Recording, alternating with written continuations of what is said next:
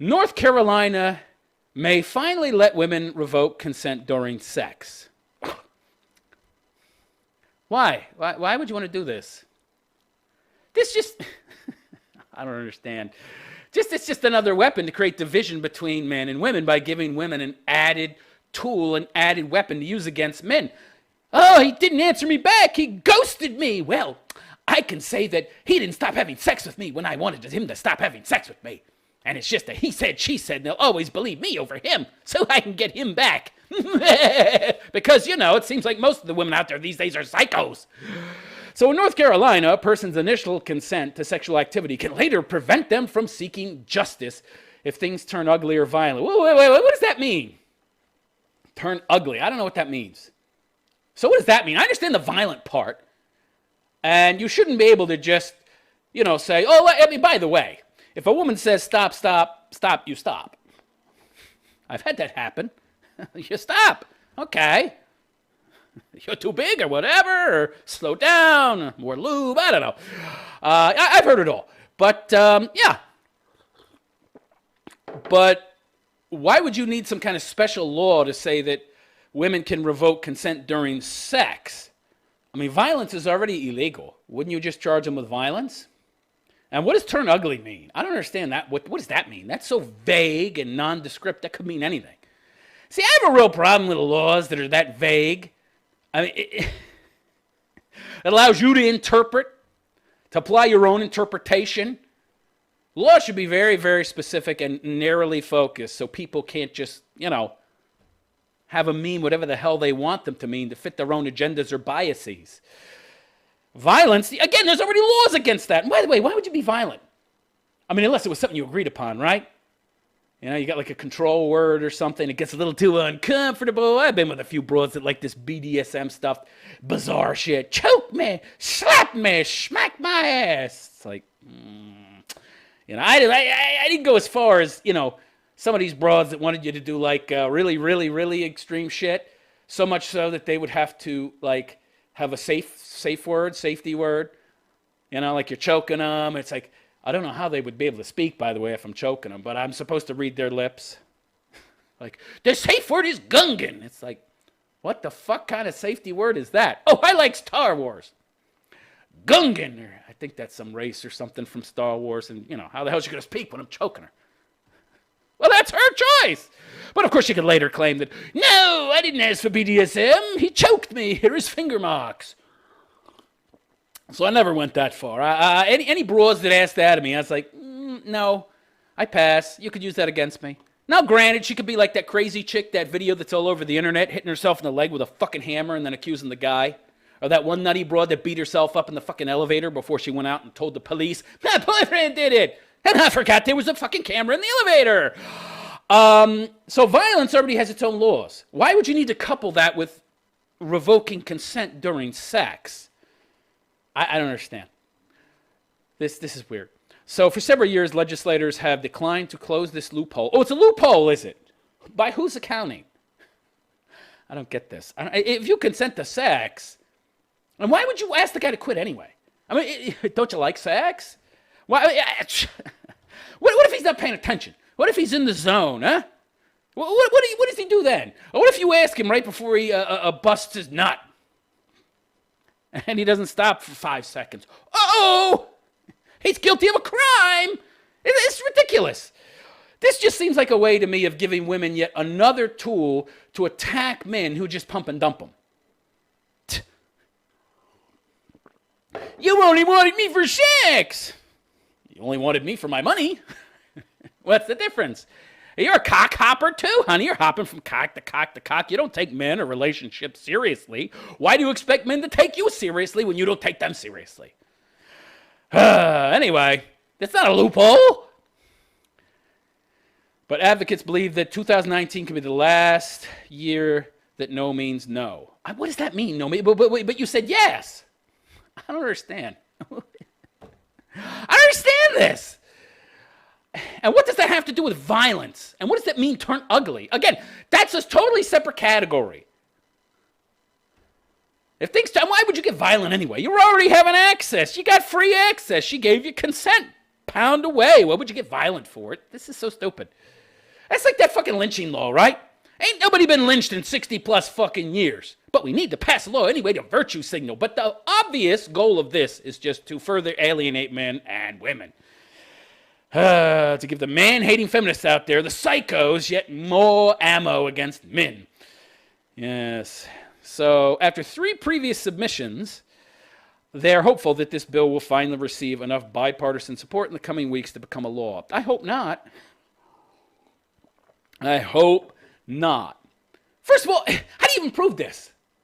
There's no way. I mean, you would have to have a presumption of guilt from the start because it's just a he said, she said. How do you prove it? What, she got a camera going? That's illegal. You can't film somebody without their consent in a private space. In a public space, sure, but not in a private space. You can't use that as proof against somebody. It wouldn't be admissible. So how? I mean, unless it was consensual. Yeah, let's film it. And they consented on it, both parties, in which case, you know, if there wasn't any obvious coercion or physical violence, what, did she whisper in his ear and the camera's mic didn't pick it up? Oh, I whispered for him to stop and he didn't, but I didn't show any signs of trauma during the act, but I was feeling it internally. I was weeping inside. Arrest him. What the fuck? It is going to get so bad that men are going to have to actually literally film sex, and they won't have sex with a woman unless they get some kind of signed consent form to film it so they have actual proof. And even then, that wouldn't be proof because the women could just say, well, I whispered to him to stop. And I didn't show any outward signs in the video of being in any type of traumatic state, but I internalized it, you see. This is going to get to the point where nobody's going to have sex with anybody. This is crazy. So this is yet another barrier to reporting sexual assault and choosing to participate in the criminal justice system. Yeah, but meaning not by not having this a law in place. Unfortunately, our system isn't set up to protect survivors. That seems to me like all it's set up to do, okay? And it seems to me like it encourages people to be victims, to be survivors, because there's way too many rewards for them, okay? Give me a GoFundMe account, like that fucking judge that let a illegal alien out the back door. Turn off all the recording devices in court for 52 seconds so we can let him out the back door, because I feel bad for him and I don't want him to be sent back to Mexico or Honduras. Hey, in 24 hours, she made like $30,000 in her fucking GoFundMe account. There's a lot of fucking money to be in a fucking victim these days, okay? Or just pushing the leftist narrative. Yeah, this is crazy. So, yeah. Because of this is crazy. It's set up to benefit perpetrators. No, it's not. No, it's not. All a woman has to do is accuse a man of rape, and there's no proof required. He goes to jail because women don't lie, right? Why would she make up being raped? I don't know, because she gets lots of virtue signaling points and lots of support and can open a GoFundMe or something and, I don't know, make $1 million like that broad that accused fucking Kavanaugh. And then she said, I spent it on security for a 2-month period. Yeah, right. There's no security firm cost that much for 2 months, honey. What a bunch of crap. What a bunch of crap. Oh, yeah, it protects perpetrators. Really? I haven't noticed that. It's the criminal justice system. It's designed to punish criminals, but it's protecting criminals? Are these by the way, these are the same leftist pinhead idiots who are always talking about there's so many blacks in prison because blacks are discriminated against and judges are just grabbing them off the street and tossing them in the slammer. Is it protecting them? Is it protecting those perpetrators? You idiots. You morons. So, because of the widespread knowledge about this issue, survivors aren't reporting their rapes. Wait. If you give consent to somebody and, you tell them to stop and they wait a minute. Wait a second, I'm almost done. Would you stop already? I don't want you with me anymore. Okay, this is getting really serious. Stop. Oh, okay, now I'm done. You go to jail for that? Really? But you gave consent. By the way, again, if a woman says stop, stop. She shouldn't. Because, it's like buying a car, right? You make an agreement, consent, I consent, you consent, and the whole point is to get to that conclusion, the climax, right? Now with a car, it's I give you the money, you give me the pink slip, the car is mine. The deal's done. Case closed. It's like being an Indian giver. It's like after the fact. Oh, wait a second. I changed my mind. I don't like the deal we made. I want the car back. You already made a deal. You don't get to fucking renege on the deal, but apparently you do. Yeah, women have no honor. I keep that in your head, gentlemen. Women have no sense of honor at all. This is so dumb. So stupid. Well, how often does this happen anyway? It's like one or two times in my whole life, okay, that I've had something like this happen, okay? And I think it was because in one case the broad had been in a bad relationship and she was still emotional. In another case, I think it was just uncomfortable. But otherwise, it's very rare. Well, most women don't want you to stop. How often does this happen? Good Lord. I think this says a lot about the snowflake nature of women these days. They need all this protection. I thought you women are strong and independent. You don't need this kind of protection? Men don't have this kind of protection. Oh, but we're the perpetrators and oppressors. We don't need protection, right? We're like 4 times more likely to be assaulted and killed on the street than a woman. 4 times more likely to be murder victims. But apparently women are the victims. Okay. So, being the only state in the nation to hold out on an issue would be noble if the issue were important. Instead, North Carolina is still operating under archaic definitions, whereby sex that begins consensually but continues by force is not considered a crime. Okay, this is like the same exact way they got laws passed to make abortion legal. I mean, what are the number of abortions that need to be done because of rape? It's something like 1% or something like that.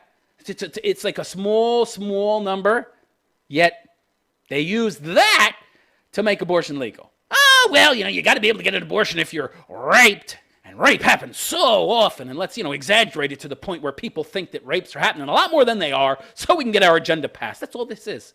How often do you have sex with some broad and it becomes violent? Again, violence is generally speaking only used when it begins non-consensually. Again, why would a man get violent during the act, okay, when he's already getting what he wants? It's not very often that something like that happens, and if it does, you charge him with assault. You don't need a second law that accounts for, withdrawing of consent. What the hell does that mean? This is only to punish people who are having consensual sex. And then the woman later on wants to use the encounter as a way to get back at the guy for being jilted or whatever. That's it. It's total nonsense.